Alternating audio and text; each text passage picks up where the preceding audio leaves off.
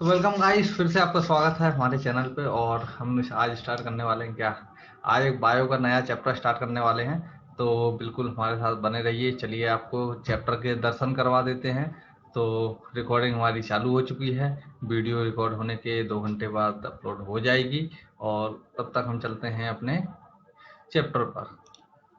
तो ये हमारी रिप्रोडक्शन यूनिट, जो कि यूनिट नंबर 6 है, 12th क्लास की। 12th क्लास के हिसाब से देखा जाए तो पहली यूनिट है। और वैसे अगर 11 12th नीट के हिसाब से देखा जाए तो 6 नंबर की यूनिट है। इसमें हमारे 3 चैप्टर हैं। कौन कौन से हैं? Sexual reproduction in flowering plant, ठीक है। उसके बाद में ह्यूमन रिप्रोडक्शन, उसके बाद में रिप्रोडक्टिव हेल्थ। तीनों ही chapter point of the NEET के वजह नीट के लिए बहुत ज़्यादा ज़रूरी हैं, नेसेसरी हैं। यहाँ से लगभग कि 2 से 3 क्वेश्चन यहाँ से आते हैं। और लगभग 3 या 4 क्वेश्चन यहाँ से आते हैं, 3 मान लीजिए, और 2 क्वेश्चन यहाँ से आते हैं, कभी कभी एक भी आ जाता है, ठीक है। तो अपने एवरेज मान के चलो 2 3 5 6 7 8, 8 से 10 क्वेश्चन आ जाते हैं हमारी ये यूनिट से, ठीक है। अभी मैं माउस से लिख रहा हूँ तो थोड़ा ये दिक्कत करता है, ठीक है। तो 8 से 10 क्वेश्चन ये वाली यूनिट से आ जाते हैं। तो ये यूनिट आप अगर अच्छे से कर लेते हो तो लगभग कि 40 से 50 नंबर का आपका जो है इंतजाम हो जाता है नीट के लिए, ठीक है। तो 40 से 50 नंबर आपके, अगर इस यूनिट को आप अच्छे से पढ़ लेते हो तो आपका जो है यहाँ से इतने नंबर का जो है काम हो जाएगा। और उसके बाद हमने वो 11th का फर्स्ट चैप्टर करवा दिया है। इधर दोनों जो है अपन साथ में लेकर के चलेंगे, एक चैप्टर यहाँ से, एक 12th से, ठीक है, और एक 11th से। तो दोनों साथ साथ में चलेंगे, जिससे आपको भूले नहीं। और एफएसटी कहीं से भी मिले, कोई भी कोचिंग की मिली, आप देते रहिए।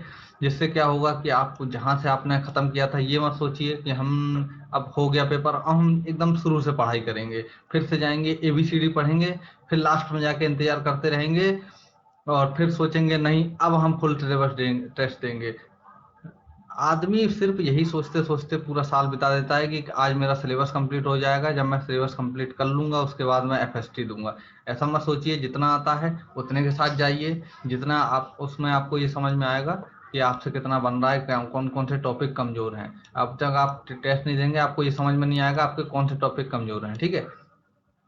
आपको क्या पढ़ना चाहिए, क्या नहीं पढ़ना चाहिए, ये कौन बताएगा? ये आपको टेस्ट पेपर बताएंगे, ठीक है, कि आपको क्या पढ़ना है क्या नहीं पढ़ना है। तो चलिए हम ज़्यादा इधर उधर की बात नहीं करेंगे, मेन फोकस करते हैं अपने चैप्टर पे। तो हमारा जो चैप्टर है वो है, ये कौन आ गए बीच में, पंचानन माहेश्वरी हैं, इनके बारे में ज़्यादा कुछ, जयपुर के हैं। और ये इनकी जो है क्लास, एक क्लास में इनके सभी साइंटिस्टों को कवर कर लेंगे। ये हर बार बीच में आ जाते हैं कोई ना कोई, ठीक है। तो इनको जाने दीजिए। ये है अपना chapter sexual reproduction in flowering plant, ठीक है। और रिवाइज करते रहिए, रिवीजन कोई भी दिन रुकना नहीं चाहिए आपका, ठीक है। और चलिए अपन जो है चैप्टर को शुरुआत करते हैं, लेकिन सबसे पहले एक छोटी सी चीज़ जान लेते हैं sexual reproduction in flowering plant पढ़ने के पहले। वो ये है, इसको पहले फुल स्क्रीन कर लें।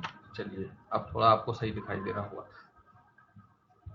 वो ये है कि जो सेक्सुअल, जो अपना पूरा ऑर्गेनिज्म है, वो कितने भागों में बटे हुए हैं? वो बटे हुए हैं कितने भागों में, कितने किंगडम है? 5 किंगडम है। 5 किंगडम में से सबसे लास्ट वाला किंगडम कौन सा? Animal kingdom. उसके पहले कौन सा आता है? Plant kingdom. तो पूरे जो प्लांट्स हैं वो, उसमें कितने डिवीजन हैं? उसमें हैं अपने लगभग की कितने, अलगी, ब्रायोफाइट, टेरिडोफाइट और जिम्नो एंजियो, ठीक है। यानी 5 जो हैं डिवीजन हैं। यहाँ पे अपन फाइलम वर्ड यूज नहीं करेंगे क्योंकि वो एनिमल्स के लिए होता है, और हमको क्या, हम प्लांट पढ़ रहे हैं, प्लांट के लिए क्या यूज होता है? डिवीजन यूज होता है, ठीक है। तो कितने डिवीजन है? 5 डिवीजन है। 5 डिवीजन में से किस डिवीजन में जो है फ्लावर आते हैं? अगर आपने पढ़ा है, आप नीट के स्टूडेंट हैं, तो आपको पता होगा कि कौन से डिवीजन में फ्लावरिंग प्लांट आते हैं। तो कमेंट में बताइए आंसर इसका। और तब तक मैं बता देता हूँ, जो एंजियोस्पर्म है उसमें जो है फ्लावरिंग वाले प्लांट आते हैं। तो फ्लावर जो हैं क्यों आते हैं और उनका काम क्या है, वो इस चैप्टर में पढ़ेंगे। और फ्लावर क्यों ज़रूरी हैं, और क्यों फ्लावर मतलब कि प्लांट की लाइफ में का जो है एक्सपेक्टेशन जो है लाइफ प्लांट लाइफ में क्यों जरूरी है फ्लावरिंग प्लांट, ठीक है। तो अब इसमें एक चीज, इसको चैप्टर को पढ़ने के पहले जो हम पहले पढ़ते थे उसमें एक चैप्टर था कौन सा, वो रिप्रोडक्शन इन ऑर्गेनिज्म। वहाँ पे आपको असेक्सुअल रिप्रोडक्शन, सेक्सुअल रिप्रोडक्शन, इन सब चीज़ों के बारे में बताया गया था। वो अभी यहाँ से नई एनसीईआरटी से वो ड्रॉप कर दिया गया है, लेकिन हम उसको भी पढ़ाएंगे क्योंकि जितना जरूरी वो चैप्टर है वो इसलिए हटा दिया गया है क्योंकि जो उसका जो सिलेबस रिड्यूस किया है उन जो एनसीईआरटी वालों का जो मानना है, उनका कहना है जो चीज़ आप 9th-10th में आप पढ़ के आ रहे हो उन चीज़ों को हटाया है यहाँ से। तो उन्हीं चैप्टरों को हटाया है जिनको हम मतलब 9th-10th में या नेट पर आसानी से जो उपलब्ध हैं उन्हीं टॉपिकों को हटाया गया है। तो लेकिन पढ़ना जरूरी है, ऐसा तो है नहीं कि अब कि फिजिक्स में अगर किसी चीज़ के लिए जोड़ भाग अगर जरूरी है तो उसको ये थोड़ी ना है कि उसको पढ़ाएंगे। वो तो अपन वैसे ही बचपन में पढ़ के आ रहे हैं तो उस चीज़ के बारे में जानते हैं, तो उस चैप्टर को भी हमको उतना ही ज़्यादा पढ़ना जरूरी है। तो अभी हम स्टार्ट करने वाले हैं sexual reproduction in flowering plant. उसको हम ये यूनिट कंप्लीट होने के बाद में सबसे लास्ट में हम उसी चैप्टर को पढ़ेंगे, ठीक है, क्योंकि उसको पढ़ाना जरूरी है और पढ़ना भी जरूरी है, ठीक है। तो यहाँ पर अभी हम कहाँ तक पढ़ेंगे इसको, अभी हम पूरे फ्लावर के जो बेसिक है उसके चीज़ के बारे में जानेंगे इस चैप्टर में, अभी पहले लेक्चर में sexual reproduction in flowering plant के, ठीक है। इसमें 5 टॉपिक हैं, कौन कौन से हैं? Flower, fascinating organ of angiosperm, pre fertilization, structure event pre fertilization, फिर आता है डबल फर्टिलाइजेशन और पोस्ट फर्टिलाइजेशन, एपोमिक्सिस, पॉलीएम्ब्रियोनिक, ठीक है। तो ये अपन 5 टॉपिक जो हैं कवर करेंगे इसमें। तो अभी चलिए यहाँ से शुरुआत करते हैं, ठीक है। रेड कलर का ले लेते हैं और शुरू करते हैं। चलिए, are we not lucky that plant reproduce sexually. क्या बोला गया है, क्या हम लकी नहीं है कि प्लांट जो है रिप्रोड्यूस करते हैं सेक्सुअली? लकी हैं कि नहीं है, आप बताइए। तो हम ऑफ कोर्स लकीली है, क्योंकि सेक्सुअल रिप्रोडक्शन जो है वो क्या लाता है, वेरिएशन लाता है, और वेरिएशन लाता है इससे क्या है, एवोल्यूशन होता है। और दूसरी चीज ये है कि सेक्सुअल रिप्रोडक्शन के बहुत सारे जो है एडवांटेज है, ठीक है। The merits of the flower that we enjoy gazing at, the scent, the perfume that we soon over, the rich color that attract us। जो फ्लावर के जो कलर, जो उनमें से खुशबू आती है सेंट की तरह, वो परफ्यूम, ये सब कहाँ के मतलब ये सब चीज़ें कहाँ से आती हैं? ये सब जो है फ्लावर से आती हैं। फ्लावर में बहुत सारे मतलब कलर्स जो हैं रिच होते हैं, हमको क्या करते हैं, अट्रैक्ट करते हैं। आज are all there as an aid to sexual reproduction. ये सब किसकी वजह से है, ये सेक्सुअल रिप्रोडक्शन। जैसे जैसे धीरे धीरे जो एवोल्यूशन हुआ, तो एवोल्यूशन अगर नहीं होता, सेक्सुअल रिप्रोडक्शन नहीं आता, तो ये चीज़ें हम भी देख नहीं पाते। क्योंकि आज देखिए, आज बैक्टीरिया ही क्यों है,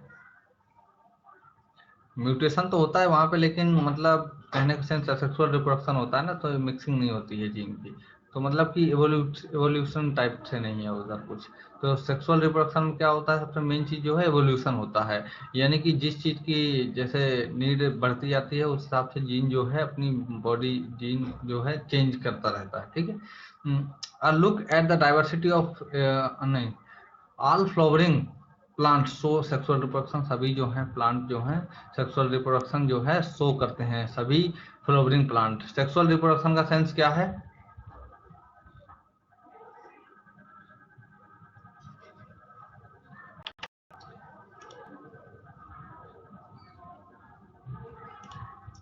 सेक्सुअल रिप्रोडक्शन का मीन्स क्या है, सेक्सुअल रिप्रोडक्शन मतलब कि उसमें क्या होता है, फर्टिलाइजेशन होता है, ठीक है। सेक्सुअल रिप्रोडक्शन का एक जो टर्म है, जो मेल गैमेट और फीमेल गैमेट मिलते हैं उसको बोलते हैं क्या, सिनगैमी होती है। क्या होता है, सिनगैमी होती है। Flowers do not exist only for us to be used for own selfishness. Flowers जो है एग्जिस्ट करते हैं मतलब इस चीज़ पर नहीं है कि सेल्फिशनेस दिखाई जाए उसके लिए, यानी कि हमारे लिए ही नहीं है। तो look at diversity structure of the inflorescence, हम जब उसके इन्फ्लोरेसेंस के बारे में, के स्ट्रक्चर के बारे में जब देखेंगे तब हमको बहुत सारी चीजें पता चलेंगी। उसके फ्लावर और जो फ्लोरल पार्ट्स हैं, showing amazing range of adaptation, जो कि किस तरह से वो अपने काम के लिए जो है अपना जो है मॉडिफाई किए हुए हैं। जैसे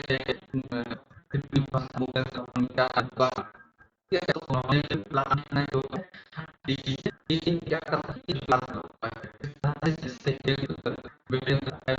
आपने देखा होगा प्लांट जो है उनके क्या जाते हैं, जाते हैं वो प्लांट जो है जो है अपना रखी है कि हमको कोई भी बाहर जैसे आएगा तो हमको जो खाने को जो है मुंह में कांट लग जाएंगे। तो ये क्या होता है, जो ट्रांसपोर्टेशन है, अलग अलग जो चीजों की नीड के हिसाब से जो है मतलब ट्रांसपोर्टेशन एवोल्यूशन हुआ है उनके साथ में, ठीक है। तो उस तरह से उन्होंने वेरियस टाइप्स ऑफ अडाप्टेशन जो है अपना के रखी हैं।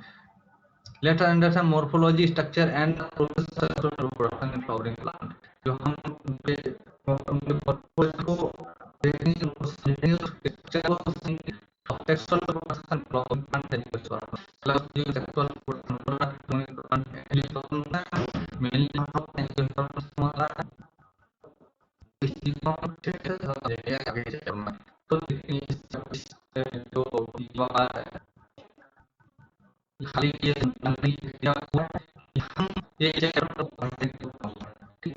तो बस यहाँ कोई क्वेश्चन नहीं आएगा तो आपको भी टेंशन लेने की बात नहीं है, देना नहीं है, ये फर्स्ट पैराग्राफ क्योंकि यहाँ क्वेश्चन नहीं, ठीक है। तो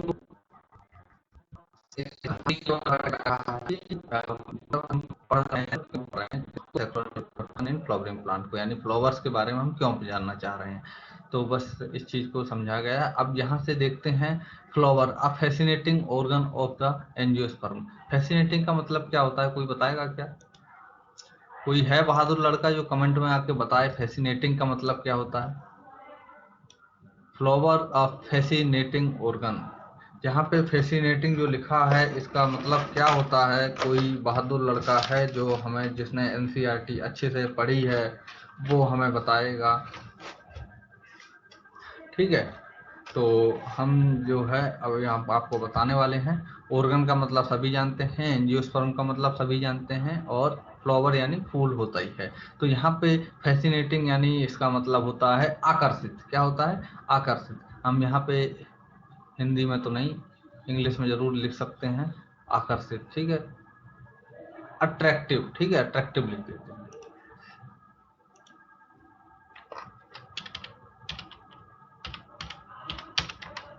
ठीक है। फैसिनेटिंग यानी अट्रैक्टिव ऑर्गन है एंजियोस्पर्म का, ठीक है। Human being had intimate, intimate क्या होता है? एक एक लाइन को ध्यान से समझते जाइए, जितना अच्छे से आप लाइनों को समझेंगे ना उतना अच्छे से आप जो है रीडिंग लगा पाएंगे एनसीईआरटी की, आपको एक लाइन जो है समझ में आ जाएगी। तो ह्यूमन बीइंग जो आदमी है उसका जो है इंटीमेट रिलेशनशिप है। इंटीमेट का मतलब क्या होता है?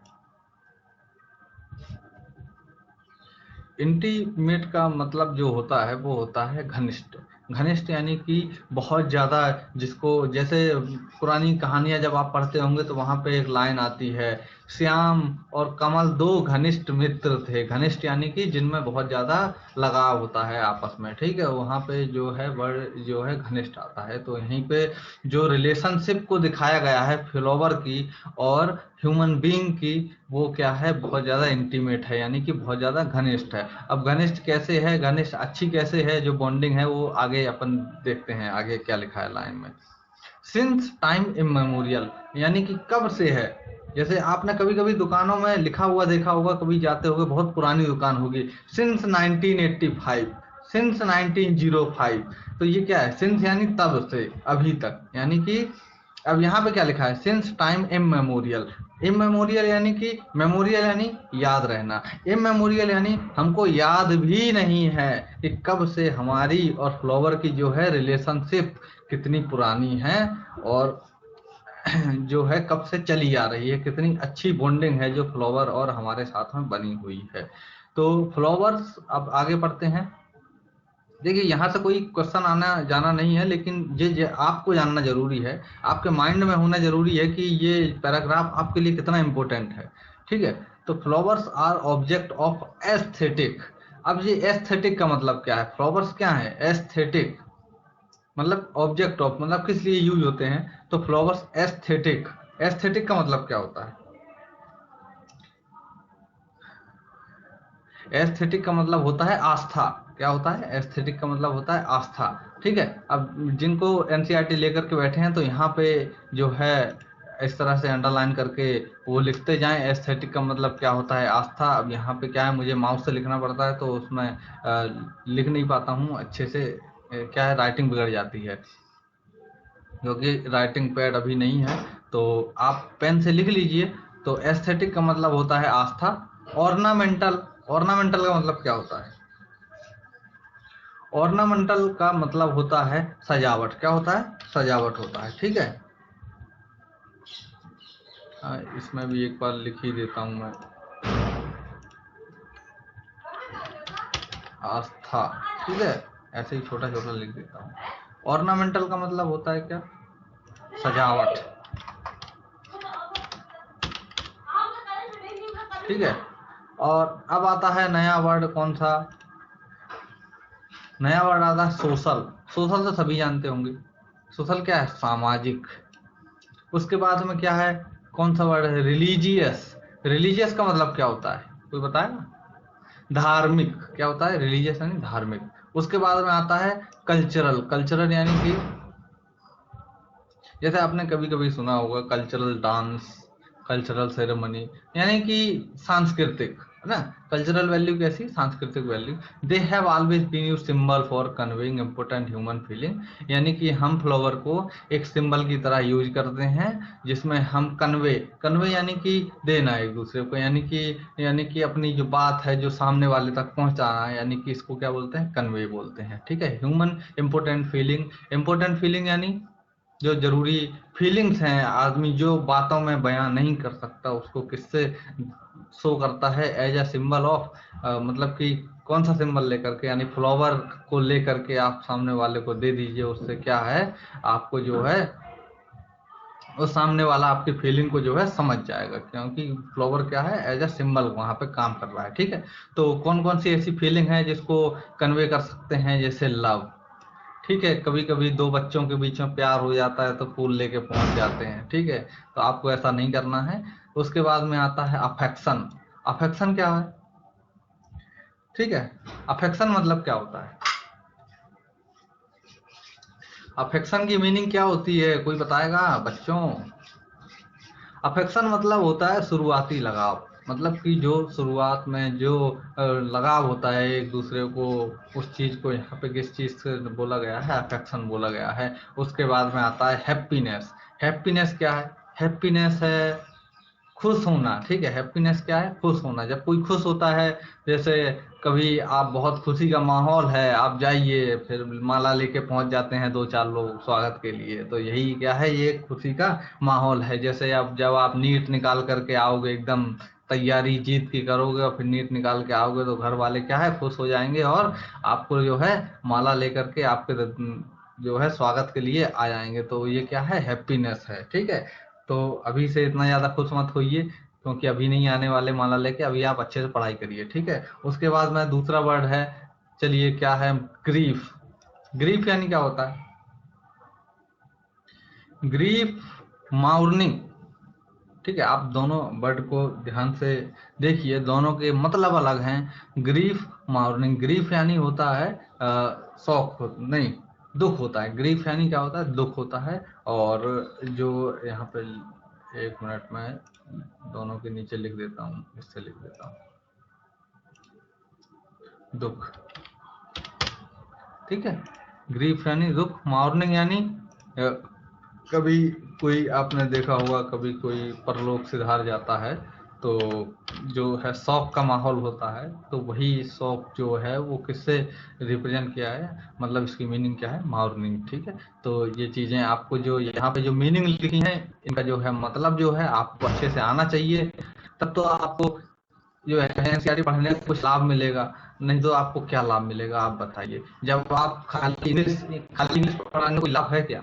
जब तक आपको इन चीज़ों की जो है मीनिंग समझ में नहीं आएगी तब तक पढ़ने का जो है कोई वैल्यू नहीं है। तो आपको इन चीज़ों की मीनिंग जो है अच्छे से आनी चाहिए कि एनसीईआरटी में क्या लिखा है और वो क्या बोलना चाह रही है आपसे, तो उस चीज़ों को जो है समझना बहुत ज़रूरी है। List at least 5 flower of ornamental value, ऐसे सजावट के 5 फूलों के नाम बताइए जिनको हम कॉमनली कल्टीवेटेड करते हैं। कल्टीवेटेड यानी कि जिनको हम उगाते हैं। ठीक है, जैसे आप एक गेंदा देख लीजिए, आप एक कमल देख लीजिए, आप एक रोज का पेड़ देख लीजिए, उसको बहुत सारे जो है गार्डन में हम उगाते हैं, क्योंकि वो क्या है, ऑर्नामेंटल यानी कि सजावट के लिए जो है उनको हम यूज करते हैं। और भी 2 रह गए हैं, 2 आप बताइए कमेंट में, चलिए। ठीक है, उसके बाद में आता है ये अपना जो है फ्लावर जो है ये यहाँ पे बना हुआ है, और इसके बारे में अभी हम और डिटेल में जानेंगे। थोड़ा सा यहाँ तक हम पढ़ लें, ये वाला पैराग्राफ खत्म कर लें।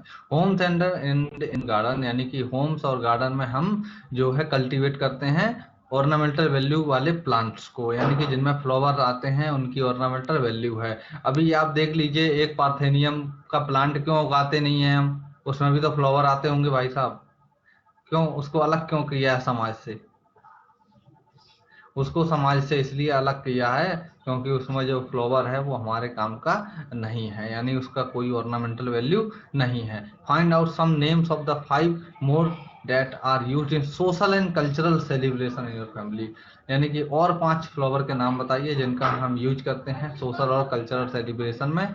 और तो आप ये याद कर सकते हैं, देख सकते हैं कहाँ पे मिलेंगे, लेकिन इसका कोई ज़्यादा से मतलब नहीं है। तो अभी हम चलते हैं आगे। You have heard of floriculture, यहाँ पे एक वर्ड आया है, क्या आया है? फ्लोरिकल्चर नाम से आया है। फ्लोरिकल्चर क्या होता है?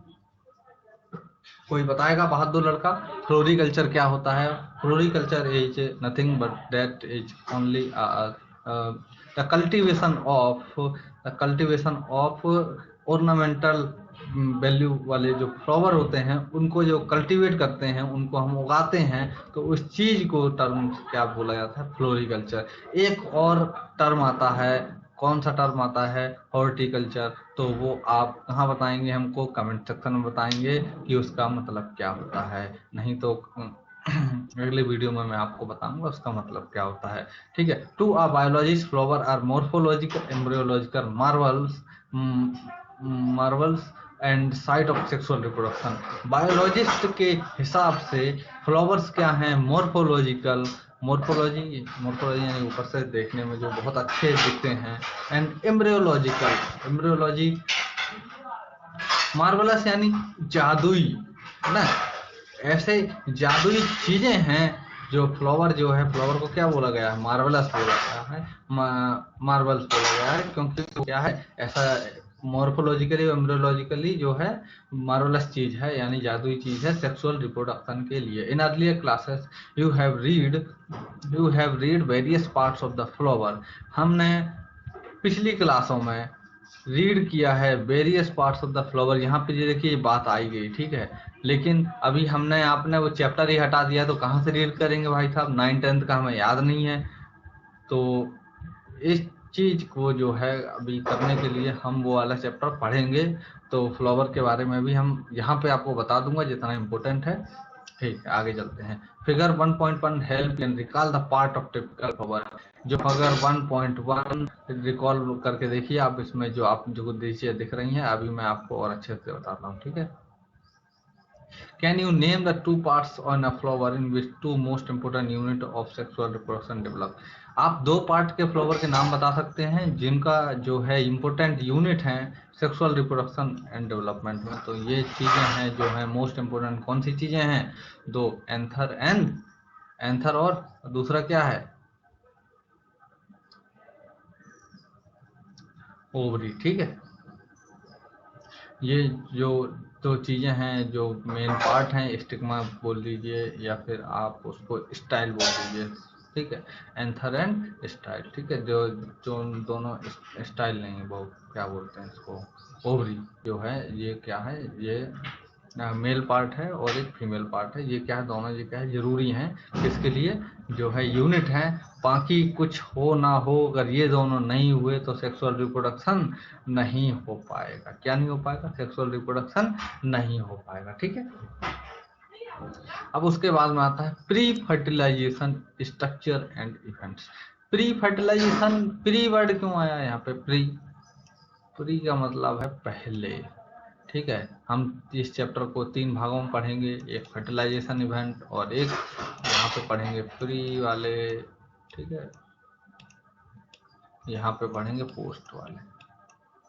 और इसमें ये प्री में यानी कि अभी फर्टिलाइजेशन नहीं हुआ है, तब क्या क्या उनसे स्ट्रक्चर आएंगे, क्या क्या इवेंट्स होंगे फ्लावर में, तो इन चीज़ों को बहुत अच्छे से हम देखने वाले हैं। तो आप भी बन रहिए हमारे साथ में और हम पढ़ते जाएंगे इसको, चैप्टर को जो है बहुत अच्छे से। तो अभी यहाँ तक हम इसको, अभी चैप्टर को यहाँ तक पढ़ने वाले हैं, ये वाले टॉपिक तक। उसके बाद में बहुत ही शानदार तरीके से, अभी मैं आपको एक चीज़ बता दूँ, वो भूल गया, फ्लावर के बारे में। देखिए फ्लावर ये आगे से अभी उन्होंने मतलब कि डबल कर दिया है, ठीक है।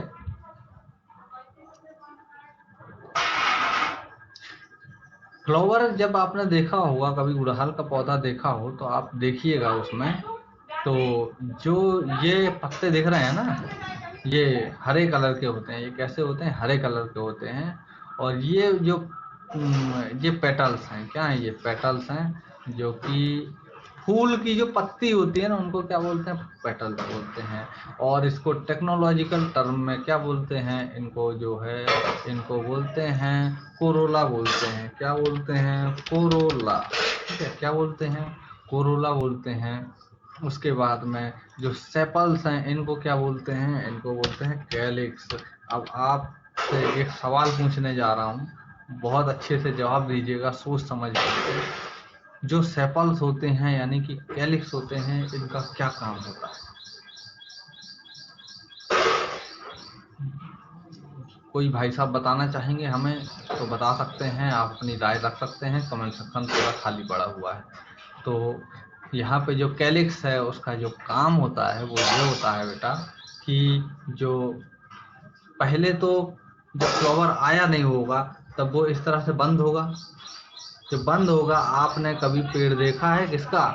आपने गुड़हल का जाइए, जिसका फूल अभी तक खिला नहीं है, उस फूल को देखिए। और आप उसके रोज के प्लांट के पास जाइए और रोज के प्लांट अभी जब फूल आया नहीं है, केवल बड स्टेज में है, उसको देखिए आप जाके। आप देखेंगे कि आप इस तरह से बंद स्ट्रक्चर आपको मिलेगा, हरे कलर का ऊपर से ये लगा हुआ है। तो ये जो कैलिक्स है, जो सेपल है, वो क्या है, क्या काम है उसका? उसका काम है, जो फूल जो है, फ्लावर जो है बड स्टेज में होगा, उस टाइम पे उसको क्या है, उसको हेल्प करेगा, उसको सुरक्षित करेगा, उसको सुरक्षित रखने का कार्य करेगा और उसको प्रोटेक्शन देगा। कौन देगा? ये कैलिक्स देगा। और यानी कि जो है सेपल का क्या काम है? उसको बड स्टेज में जो है उसको सुरक्षित रखेंगे। तो ये किसका काम है? कैलिक्स का काम है। और एक और काम करते हैं, क्या करते हैं? हरे हैं तो हरे हरी चीजें क्या काम करती हैं? आपको भी पता है, हमको भी पता है, फोटोसिंथेसिस। फोटोसिंथेसिस का भी काम जो है ये सेपल्स जो है करेंगे, ठीक है। तो ये चीजें आपको, दो चीजें बहुत अच्छे से आनी चाहिए, जो सेपल्स का जो है कार्य क्या है, और सेपल्स का दूसरा नाम कैलिक्स है टेक्नोलॉजिकल टर्म, और पेटल्स का क्या है? कोरोला है। और उसके बाद में अभी ये एंथर और स्टिग्मा के बारे में हम जो है आगे पढ़ेंगे। तो इस चीज को, और एक चीज और आपको बता देता हूँ, ये जो अभी, चलिए फ्लावर का मैं फुल डायग्राम आपके लिए लेके आऊंगा, उस टाइम पे बताऊंगा आपको और अच्छे से, ठीक है। अब आते हैं pre fertilization structure and much before the actual flower is seen on plant. जब तक हम एक्चुअल जो फ्लावर है उसको हम जब तक प्लांट में नहीं देख लेते हैं, the decision that the plant is going flower has taken place, several hormone जब ये डिसीजन प्लांट लेता है कि अब चलो अब फ्लावर जो है मेरे प्लांट पे फ्लावर दिखेंगे, तो ये बहुत पहले हो जाते हैं। तो ये कब आता है? ये आता है कि several hormonal and structural change initiated which led to differentiation और further development of floral primordium।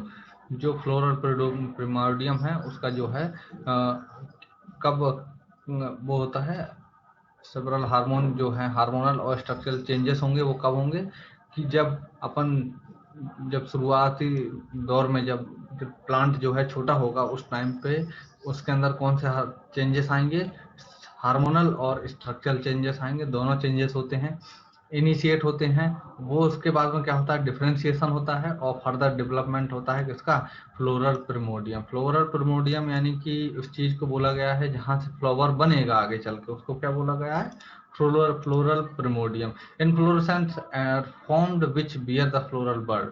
Inflorescence जो बनती है जिसमें क्या है, फ्लोरल बड्स होते हैं, उसके बाद में जो है फ्लावर्स आते हैं। इनफ्लोरेसेंस बनेगा, उसके बाद में फ्लोरल बड आएगी, फिर उसके बाद में जो होगा देन क्या होगा, फ्लावर आएंगे। In the flower the male and female reproductive structure. Flowers के अंदर कौन सी दो चीजें होंगी, male reproductive structure and female reproductive structure. Androecium क्या है, मेल है, और गाइनोसियम क्या है, फीमेल रिप्रोडक्टिव स्ट्रक्चर है। इस चीज का आंसर मिल गया है जो यहाँ पे ये पूछा गया था, which the two most important unit of sexual reproduction development. ठीक है, तो उसका आंसर कहाँ पे है, ये यहाँ पे है। कहाँ पे है, ये यहाँ पे इसका आंसर लिखा हुआ है। ठीक है,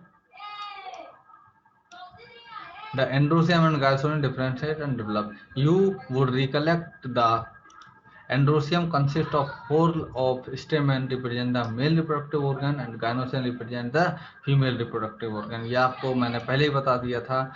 जो होल ऑफ स्टेमन है यानी कि स्टेमन्स किसको रिप्रेजेंट करते हैं, एंड्रोसियम में होल कौन से होंगे, स्टेमन होंगे जो कि रिप्रेजेंट करेंगे मेल रिप्रोडक्टिव ऑर्गन को, एंड गाइनोसियम जो है उस किसको शो करेंगे, वो करेंगे फीमेल रिप्रोडक्टिव ऑर्गन को। ठीक है,